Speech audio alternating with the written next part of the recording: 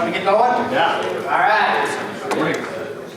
Good morning, everyone. Hey, I want to thank Brian and Josh and Dante. They let me sneak in for 5 minutes real quick to get started.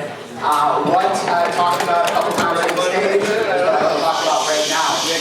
And that is our Coordinator Leadership Day that we are going to be doing in May. And I know you guys had probably a late night last night, early morning, so I apologize, not really in advance for a little wake-up call we're going to do right now. All right. Ron Carter said an amazing thing the other day. He's called the NET a passion project, and I truly believe that. I love what we do for the NET. I love what we're preparing, but what we did last year was so inspiring, so motivating for us. So those of you that couldn't make it, or those of you that are hearing it for the first time, the idea came up late March. I was in Dallas for another meeting, and I was getting some calls from John Kane and Josh and Brian, and they were all talking together about bringing our coordinators together for a special meeting. And a meeting that we wanted to have specifically for our coordinator group to be able to go ahead and recognize what's taking place, learn about things that may not be the easiest of topics to talk about as it relates to open team meetings or with your DVM. So Ryan started to spearhead everything, brought it forward. We went ahead and we made it work in about 5 weeks' time, and we had probably one of the most incredible meetings that I can honestly remember. To me, what we did there, we really learned a lot about what you guys were feeling, what we needed to be mindful of, what we needed to start to prepare for. Finances, compensation, working with your regions and divisions in better ways, working with team management. So we laid out a lot of ideas at that meeting. It was really great. We were up in New Jersey. We had a great time together, and we're looking to continue on that. And as I said before, I look at last year as like, okay, it's kind of the blueprint, and this year we're going to Cleveland. Cleveland is a beautiful, blue-collar, hard-working town with a lot of great, hard-working men and women, and so are all of we. So what we're going to look to do this year is I want to begin to build, okay? So what's going to happen right now is Eileen's going to pass out it's a quick sign-up sheet. We're looking to try to get a commitment right now to understand like how big we are going to go with this particular meeting. We've got some hotels on hold. We know what we're doing, okay? We're going to we rented out the Rock and Roll Hall of Fame, so we're going to be there. Oh yeah. So that's happening. But the reality is what we're trying to do right now is understand who's going to join us. So we've got a little promo sheet, and as you saw there, it's $175. All right. What we're looking to do is that gets you a 2-night stay in downtown Cleveland. We got the entire day at the Rock and Roll Hall of Fame, from breakfast, lunch, dinner, happy hour, and then afterwards a signature Rock and Roll Hall of Fame experience. You get the tour, there's some games, a scavenger hunt, and everything else as well. But also, we have a special little promotion that's taking place right here at the NET. If you're able to commit to us today, we want to give you some Cutco as well. So, if you guys can just do me a favor, take a quick look at that. Just go ahead and sign, and then pass it to the end of the row. If we're able to get a commitment from you today, we would really appreciate it because it would help Josh, Brian, and I understand our numbers and understand where we're going to. The price probably will change after the NET. Nothing else in terms of the Cutco Gold product, that will be available after the NET as well. But we just wanted to do a little something special for you to see where we can go. I believe in the power when we all get together of what's going to take place. I saw it with everything that we do. I saw it especially last year, and I'm super excited for it to continue this year. So, thanks for a couple minutes this morning, and then I also have a special embossed Cutco event, Cutco Leadership Day guitar pick for every single one. So, hope to see you guys in Cleveland. Guys, thank you so much. I thought all those were for me. What's up? We have a couple. I'm sure. Absolutely. Yeah. So, thank you guys very much. Josh, Brian, thanks for giving me a couple of seconds here in the morning. I'm going to introduce Lone Star, South Texas, Divisional Coordinator, Dante Reynolds. Hey, Dante! Good morning, everybody. I appreciate you guys being here on time. When I originally saw the agenda of when the breakout was this year compared to last year, I was like, oh boy, 9:15, let's go. So I appreciate you guys being here on time for this morning. We have some good speakers lined up, and obviously some really great content for y'all here this morning. I'm going to go ahead and bring up here our first two guest speakers, Brian Carter and Josh Mueller. Let's give them some love real quick. Now, the talk that they're going to be giving is going to be your annual execution checklist, and this was an exercise that they've done for, I'm not sure for how many years, but definitely for the last handful of years, to where they get time at the end of the year, every single year, and they go from A to Z and everything in between of any type of nook and cranny, the goods, the bads, things, the pros and cons, and where their events program is setting. We use their format this year for our divisions and our events program as a whole, and it was very, very effective. I felt like we were really good at planning our years at a time, but this definitely highlighted some areas that we needed to work on personally. And so this was a really good thing that happened for us in January this year when we had our meeting. So I'm sure they're going to give you guys the goods, and hopefully you guys consider doing this right away and taking it straight from this conference, taking it straight to your division managers, your district managers, and then doing your own annual execution checklist. So, Brian and Josh. So, definitely want to let Josh kind of drive this train because my word count is way too high for the window of time we have. But Dante generously agreed to let us take his spot where he was going to talk. So don't worry, guys, we have even more time. That's not true. So here's the deal. As we go through this stuff, I just wanted to throw one little bit of advice out for what it's worth. Anytime you get a 25-page handout of anything, I don't care what it is, that's a little overwhelming, and you're going to hear a lot of thoughts, a lot of concepts, and we're going to fly through as much as we can. My number one piece of advice I will give you is just start anywhere. Just start anywhere. It's one of my mottos within the company. It's so easy to get lost, and that's true of everything with the net. You get so much content, you hear so much stuff, and it's like, God, how do I even implement all this stuff? And the truth is, you don't. But you do a list, you prioritize a little bit, and just start anywhere. So take the nuggets you can, and we try to give you a real wealth of resources, thanks to Josh really compiling this to equip you for whatever areas you need help and support. Cool. So we've got some handouts on the back table. Could we get those handed out, please? Thank you very much. So the purpose of this was really like when Brian and I were talking about this, we were like, hey. So one of the biggest questions we get asked is, how do you guys do everything that you do? Like, how do you organize it? How do you keep track of it all? Like, and I know what it's like. I'm curious. Like, are there any coordinators in the room where it feels like every year you're like having to remember the same list of things over and over and over again, like out of the ethos of your brain?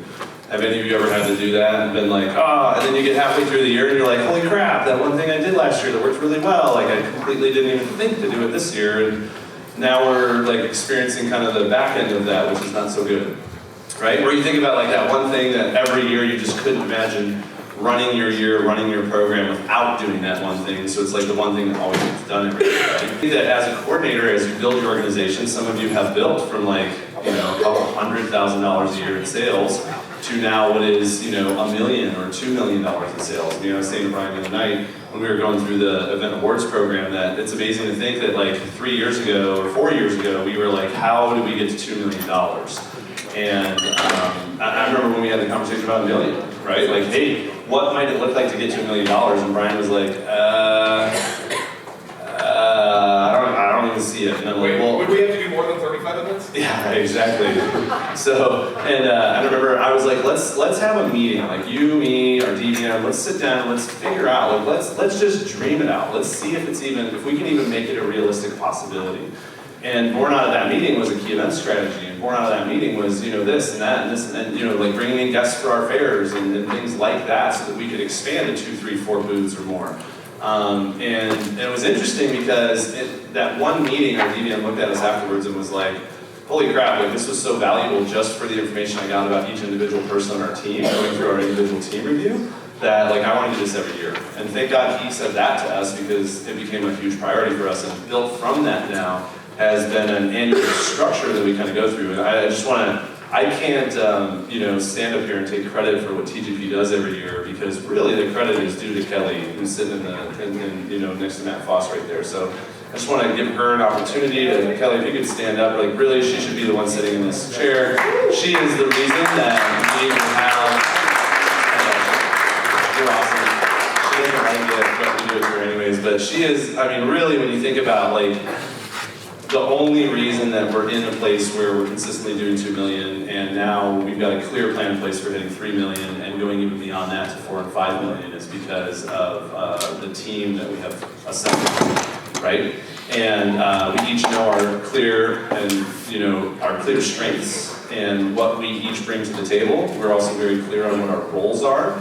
and then we all empower each other to be focused on following through on those goals. So why am I telling you all this? Well, it's very inspiring to think that like we have multiple divisions now that are doing over $2 million a year. Like that is amazing considering that 3-4 years ago we were having a hard time figuring that one out. And now like we've got like a ton of divisions doing $1 million. I remember when Lone Star was, Lone Star in Washington, which I think was NORPAC at the time, were the first divisions to do over $500,000 in a year, and that was like mind-blowing for people, right? And so, so here we are. And what's crazy is, $500,000 is one thing, $3 million is another thing, and how do you even maintain that whole thing without wanting to shoot yourself? I mean, without being so overwhelmed that like you can't even like fathom taking on anything else. I mean, I get it, right? I did it for years, I understand. Sometimes I still feel that way today. So the whole purpose of what I'm saying is this. We've had to come up with an organized checklist of things that we work on year after year. And we've had to just get really good at getting things out of our heads and onto paper and like step by step processing those things out and then figuring out who are the right people to focus on different things in order to continue to build and build and build and build and continue to surround ourselves with great people. No great things are ever accomplished alone, right? And anybody, like every podcast I listen to, from whether it's how I built this on the NPR podcast with Guy Raz, where you get to hear hour-long interviews with people who built like billion-dollar companies from the ground up. The one thing that everybody says most consistently is, hey, I just realized I'm not the best, and that I needed to surround myself with a lot of people who are much better at things that I'm not good at. And that is what I think we've done with Finesse, right? Thanks to this guy right here, because Brian's always been the guy that's like, hey, I'm the freaking bottleneck, so what can we do to get me out of the bottleneck position so that we can keep moving things forward?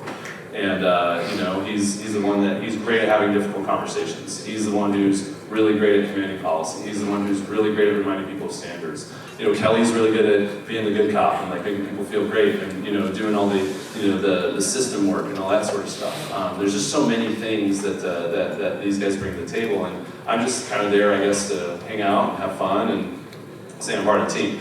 But what we want to do is we want to walk through this. So we want to walk through this really quick. I'm really loud. So, no, I don't want this point to get lost. This is not to flatter Josh. I don't want this point to get lost. There's a lot of truth to what Josh said. I'm good at a lot of the kind of personnel management, like goal setting, vision, things like that. I do not execute things especially well. That is Kelly. Just to be clear to everyone, Kelly is the primary coordinator. Okay, if anything, I'm an assistant coordinator in form and function at this point. But what I want to say about Josh is not to flatter him. What we have done is we very much empowered someone that can help us work on our business and not always in our business. And I think that point shouldn't be lost. And it doesn't necessarily have to be Josh Mueller, but we do have someone that we have pulled in to where they're intimately acquainted with what we are doing. They are given permission to speak very freely into our operations, and because they're not in the day-to-day stuff of it, they share a different perspective. So Josh plays a very valuable role, and I appreciate him, but it's not even just about Josh. I think every team needs someone like that, and I think it could be any number of people, but I don't think that should be lost, having someone that you're empowering to speak into the program to help you with changes you're developing and making. And kudos to those of you that have me do those calls with you on a monthly basis. Like Great Lakes Division, we've been doing it for a couple of years now, many divisions in here. And is Alicia in the room really quick? Getting a message. Okay, got it. So Alicia's giving a message next door, but she's also been brought on the national team now to help in that role because it's become clear that we need more people doing that, right? And helping you guys out. So Josh Gord, I know you've been working with Alicia, and you guys are already having some really great positive conversations about that. And Brian's really right about having that outside voice that can speak into what's going on because they really understand what's going on. So what we did was we wanted to put together for you a checklist of the major projects that, like, if there's nothing else you do all year long, these projects are the things that should be checked off the list, right? And we wanted to give you kind of like page number 1 of this is the annual checklist and making sure that these are getting focused every year. And it's really, it's 9 things, 9 projects. Like, if these get focused every year, you're going to start pacing yourself towards a multi-million-dollar organization. And there's also a little summary of like what to do in each of these areas. And then what we also wanted to do was on page 2, we gave you the whys behind it. Like, why is this important? I think, one of the things I love about what Brian says and reminds me of is like, hey, it's good to know what to do, but it's even more important to know why we're doing it.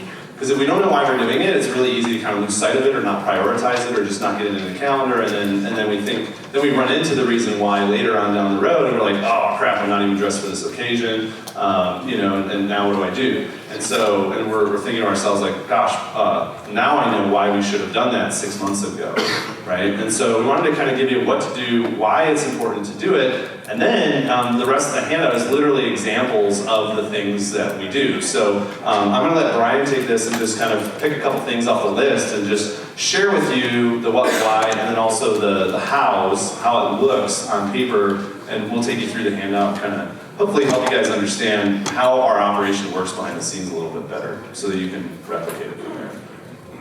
Yeah, that sounds great. Should we just hit it one by one or just kind of bounce around to a couple of the ones that stand out?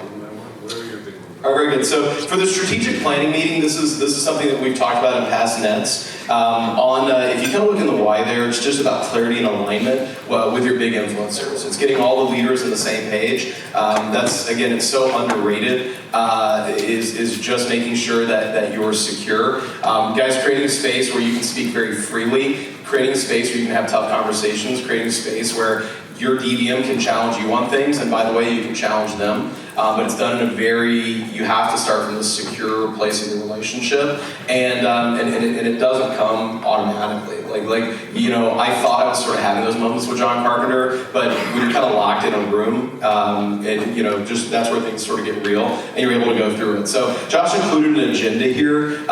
This is an hour-long talk we could easily do, but it is a topic we've hit a few times. I don't want to diminish its importance. If anything, I think that's what allows us time to think and breathe. And again, that great expression about working on your business, not just in your business. If you're working in your business, guys, then you're not, it's important. But if you're not working on your business, you're not a CEO. And so this is CEO time for the program. I do want to just kind of jump to that next one, though, defining a key event strategy. You can't tell the story about our divisional growth without the key event program. One of the things that we really got to win, if there was anything that strategically I think I did right early on, was I noticed that when we had our biggest events, we had the state fair, there was this halo effect. And I know this sounds terribly obvious, but no one was talking about this in 2015. There was this halo effect where after the fair, our shift averages were significantly higher, team camaraderie was significantly better, everything was just better. And it was a more fun and engaging place to be. And what was happening, I was so excited because I saw that change, and I thought it represented some permanent shift. This was the new normal, we turned the temperature up on our team, we plateaued at a new and better level. But that's just not the case. And so one of the challenging things is learning how to, capture that lightning in a bottle. Because the first year it happened, I saw it and I was excited and invigorated, and I just thought that was the new normal, and it wasn't. I didn't have vision that clear yet. The second year, I knew it was going to happen again, and so I was like, man, I got to try some stuff. And the stuff I tried didn't work particularly well. But what was really impactful was then all of a sudden, beginning of 2016, the conversations we were having, and starting to pull Kelly in was very different. It was like, hey man, how can we take what we're doing with the fair, and how can we keep that going? How can we replicate a bit of that? And that's where Josh really challenged us to have a better and more developed key event strategy. Guys, we, at the very beginning of the year, we identify, if you're wondering what a key event strategy is, you just ask yourself some questions. Number one, do you know what your best shows are? Best is relative, okay? Do you know your top 20 to 25% of your shows? Clearly, do you know them? Do you know exactly what you did on them last year? Do you have goals and targets for growth and for just enhancements on those? Do you have increased standards and expectations that you have clearly communicated to your team regarding those events? That's what your key event strategy is. Because then all of a sudden you create these signposts throughout the year within your program where people have reason and motivation to work harder so they can qualify to be part of these better events that we know will drive our personal sales and drive sales for the company. And until you sort of have identified them and done the work on that, it's very hard to share any kind of compelling vision. By the way, this is one of the reasons we bring in guests. I was just talking to Josh about this. Guys, bringing in guests, we've had this conversation before, and really this is almost one of the points later, but I'll just hit this really fast. We don't bring guests in just so we sell more. We really don't. We bring guests in because we decide that these are the standards that we must apply to maximize this event, to be fair. You know what I'm saying? And so to operate with integrity, if we cannot staff that with local people, then great, we will share that vision with them. We'll say, we're so excited to have you guys be a part of this. We're so excited for you to continue growing and developing. So in the future, you're gonna be a big role in this, but right now, man, you have to be at 30 grand in a year so far. You're not at 30 grand a year, and we can't compromise our integrity. So what we're doing is we reach out to one of our neighboring divisions, we're gonna bring them in, we're gonna learn from them, we're gonna be awesome hosts, it's gonna be a better event because they're there, okay? And I understand you might feel slighted, you might feel like you lost an opportunity there, but honestly you didn't. We just didn't quite earn the right yet. But what I'm excited about is that you're going to. I'm more excited about what it's gonna look like 2 years from now when you're dominating this event, but it won't happen if we lower our standards. It's a real talk conversation, and honestly, you don't have to have it that many times before the team gets it. You know, Jonathan Schmidt, we pulled him to work not just the fair, we had him working like Canton. We've pulled him to work just traditional events over the years because we couldn't meet it we couldn't honor our standards. So sometimes you have to be willing to set that and make that tough decision. I just want to point out one quick handout in here. Very back, okay. So I want to point out a quick handout in here. It's literally the last page. And this is just an example, okay? This is a handout we went over at our strategic planning meeting this year, and this is the handout that our business manager, Calvin Lopez, is using to go through and try and improve and enhance our key events. We have a goal here, guys. These are the top, I think, 25, I don't remember, but top 25 or so events, taking out the state fairs, rodeos, malls. Anything that's kind of an aberration, these are all what we would consider traditional events. So we have what were those events in 2018, we have what were they in 2019, and we've challenged Calvin to say, I want to see 20% growth from this category of events. And so he's going through event by event, going, all right, how's that going to look? Do we change our staffing? Can we get a second booth? Okay, like what's going to be the needle mover there? And then all of a sudden we have someone that's empowered and talented on the team. Calvin's not good working on 200 events a year. There's no one better than Calvin working on 25. You know what I'm saying? Yeah, and I'll just say that, like, you know, we're speaking in terms of, like, you know, there's the three of us, and now we've got a business manager named Calvin. This started with, it was the, you know, three of us, like, sitting down looking at this list and going, okay, how do we grow these events, right? And let's make this a focus right now, because if we raise this tide, kind of like Amy talked yesterday in the CEO message about the keystone habit, right? Develop that keystone habit, because a keystone habit is the habit that influences multiple other layers. So by getting really good at key events, that influences success in multiple other areas of our program as well. Just kind of some other things fell into place. Another thing I want to point out here is hot button conversations. And many of you, we've had, you know, calls, you know, through the divisional coaching calls, which if you're not getting on those, if you're not doing those, I highly recommend that you reach out to me or reach out to Alicia, and one of us will help you out, right? We want to help your divisions grow, but you have to be open to that growth and willing to do the work, because we can give you, you know, insight and perspective, but if you're just, you know, taking that information, not ever doing anything with it, then we're just spinning wheels, right? Wasting company dollars. So you have to be willing to get out there and do the work. But the hot button conversations are really key. Like, you know, I get asked a lot, hey, how do I make sure as a coordinator that I'm not overbooking my schedule? And you know, ending up with 10 shows this campaign that I can't staff because, you know, we booked them because we thought we were gonna have the staff, but now we don't have, like, we have the staff, but like our staff doesn't even want to work, right? And it's like, how do I avoid that? Or I get questions like, hey, how do I like motivate my people? How do I get my people tied into our long-term vision? Like, these are questions we get asked a lot. And I'll tell you that the fastest, easiest way I found to influence those things and get what you want as a coordinator is to get really good at having hot button conversations. What's a hot button conversation? It's very simple. There's actually a handout where it's literally outlined for you. I think it's on the second, or maybe the third page in here. This is literally my outline that I do, and I'll meet with key people, you know, once or twice a year. I decide ahead of time who are those people, what are the conversations I want to have, and I get time on the calendar with those people. And the goal of the conversation is to get really clear on, hey, how are you doing? What are you working towards this year? Why are you excited about it? And how do you plan on getting there? And a key conversation with the events filter on it is, hey, how do you see the events program playing a role in you achieving your goals this year? And then most importantly, like, once they've shared with me kind of their commitment for events, now I have a clarity on what they see themselves making themselves available for.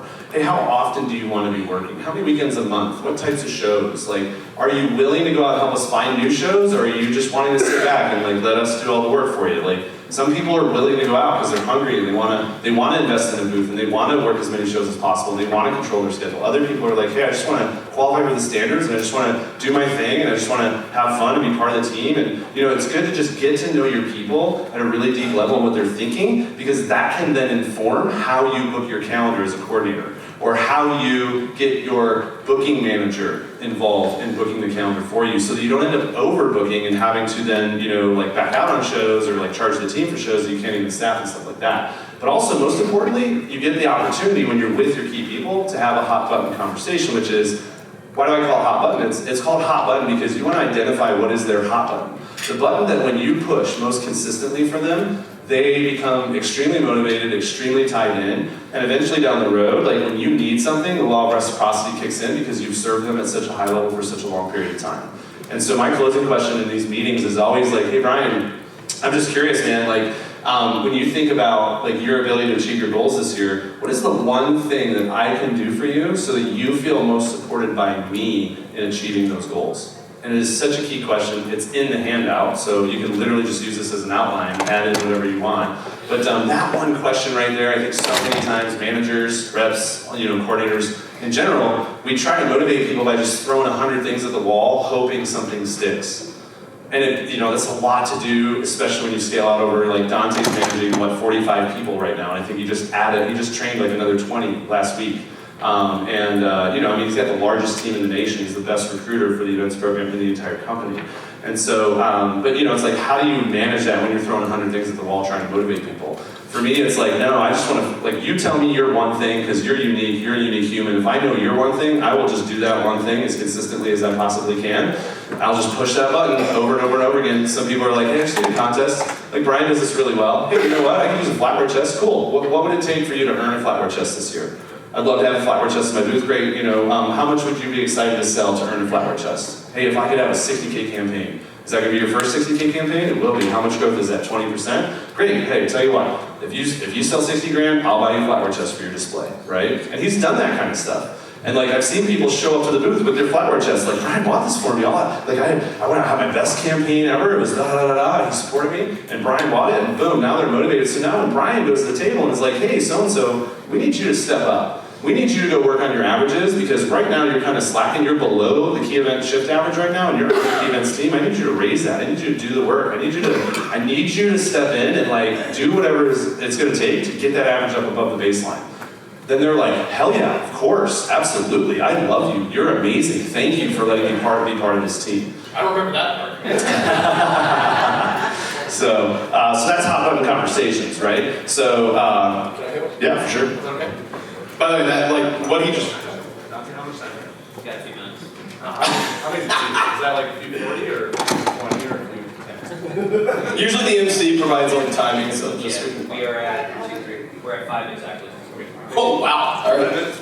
Okay, very good. So then I'm trying to hit ones that we haven't really already banked good content in previous net meetings. So guys, go back through the events app. Like there's amazing talks that we don't utilize and review enough. So let me hit two really quick: visual display audits and collecting, reviewing stats. Okay, here's the deal. Visual display, guys, better looking booths sell more nights. It's just a fact. Like better looking booths sell more nights. And so you should constantly be turning up the temperature in terms of standards and expectations for what a booth in your division should look like. A booth in our division, if you don't have cookware, I don't mean pot, I mean a set of cookware. At least that aspiring set at a minimum, a high dome baking lid. That's not a booth if you don't have that. If you don't have a full flatware chest. Full flatware chest, that is not a booth. Okay, like you've got to be constantly raising it. And you should be putting policies in that are sort of empower you to do that. Now you gotta be fair, turn that temperature up slowly, share expectations really far in advance. But in here towards the back, it's got our visual display page from our policy document. And I don't really have a whole lot to say to that other than it kind of looks like this, okay? I think the most important thing is at the very bottom. It says, hey, once you've gotten like the baseline standards, your booth will be approved to work. But even after that point, you should always be working to improve your display. And then it just gives a list, complete flatware chest with accessories, complete hunting knife set, military grade lock packs, flats to add verticality to your displays, shelves, metal signs. Like we have this whole checklist almost of things where anytime people feel like I've arrived and my booth is there, never is. Okay, in 2018, not last year, but the year before, we spent $51,000 on display items in our division. As a team, okay? Some of this were people buying private booths, some of us were investing in deluxe booths, a lot of this was other things, but $51,000. Now, I don't think you need to do that, but I bet a lot of you are long overdue to invest $1,500. And you should have a very clear vision for what that next thing will look like. When it comes to stats, okay, on the stats, guys, I want to say event analytics has been an amazing thing. It's only going to continue to get better. But I think strategically, I think event analytics is a very powerful tool, but I think a lot of us abandoned the systems we had created because we saw that before we properly understood how to utilize that tool. Okay, and so for us, my team immediately said, okay, well, so we don't have to do the stat collecting stuff that we've always done. I was like, the hell we don't. Okay, we know our stuff works. And I know this stuff in the company is going to continue to get better. But here's one of the biggest things I have to tell you. If you don't easily have your shift numbers in the data points, if shift numbers, and if you can't parse out the types and qualities of shows, then the data analytics spits out, it's not honestly that helpful. It's truly not, because if you can't figure out shift average, guys, overall sales, who cares? If someone worked 100 days in the booth and they sold, $100,000, but someone else worked 15 days in the booth and they sold $100,000, if all you do is spit out a report on event analytics, they both sold $100,000. That doesn't actually inform the firepower and the shift averages and help you make smart staffing decisions. Shift, and they've added a feature where you can add shifts on there, but that's something I think we need an easy and organic way within event analytics to plug that in. But my advice is you should use the event analytics to reinforce the data that you are locally collecting. Okay? So if you look towards the back here, there's several pages of stats. Guys, the stats, here's the deal. It allows you to operate from facts, not feelings. When you have high flyers on your team that are like, hey, I know I'm great, I know that I can wreck shop, that's great. But when you pull the stats out and you go, you can wreck shop, but when you're working one of our key events, honestly, your averages are lower than a lot of the team. Now, I don't think it's a lack of focus. I don't think it's anything. I think maybe you're so good at what you do that other people have been a little hungrier, and so they've developed some of these new programs and scripts. They're really on family program. They're really promoting business gifts. And so it just shows, your averages are kind of middle of the pack when it comes to key events. Hey, what do you think that is? What do you think we could do, and how can I help and support you to get your averages back up to the top where I know you belong, because you're a warrior, you're a champion. Okay? So all of a sudden, when you can just share data with people, it's the most powerful thing. There's several pages here of data that we pull together and compile. My favorite one, it says 2019 key event stats and averages towards the back here. And guys, we literally go through our top 40 shows for the year. And that's one of the things I'll say. In event analytics, the two things I need the most are the easy ability to tag levels of shows, A, B, C, key event, traditional marketplace, something like that. And I need easy implementation of shifts, because I feel like people in this room could help us do that. But on here, guys, I will tell you that one of the best things with data, it takes it to facts, not feelings. It all of a sudden starts to tell the story for you. It starts to tell how within our team, the number 4 person had a $738 average order, and the number 5 person had a $400 average order. So automatically you look at that, but if all you're looking at is a $700 average order, you go, man, everything's amazing. If we all do that, we're going to sell $8 million as a team. Well, not really, because why was his average twice as much, but his actual shift average was $100 better? That's because there's balance. There's something to be learned on both sides. That guy is killing it with packages, but the guy at $399 is writing up orders like a beast. And we need to be able to learn from both of them and bring that to the team. We don't need to just look at this with an immature eye. You have to learn how to read the data. But I'll tell you guys, this right here, to me, this takes a ton of work for me to compile this report, but this is the most important. And I will say one last thing, the numbers provide accountability. It's just no judgment. It's the numbers, and I tell the team that. I go, you're allowed to have an emotional experience to data, but at the end of the day, it is data. You're just sort of responding to either the work or the results you generated to get to that point. So if you feel a certain way, share that with me so we can